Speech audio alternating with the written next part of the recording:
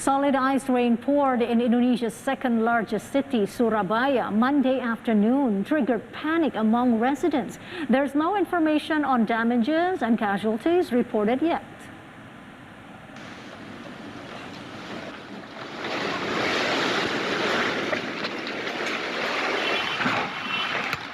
Solid ice rain also poured into several locations in the outskirts of Surabaya following stormy rains.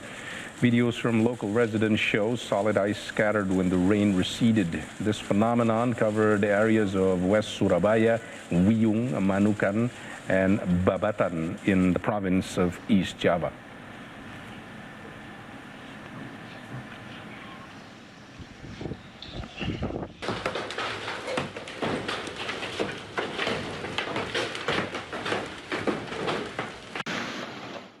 Fourteen communiques reached to conclude the G20 finance ministers and central bank governors meetings held in Jakarta last week, including measures to recover economy, which has been impacted by the COVID-19 pandemic.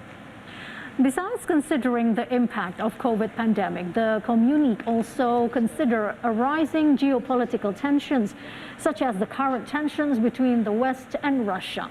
Top economic officials in the communique state to continue to strengthen the resilience of global supply chains.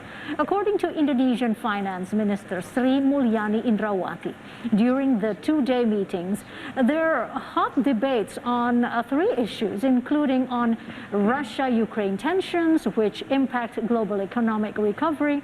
The communique is in line with this year's G20 theme, Recover Together, Recover Stronger, during Indonesia's presidency.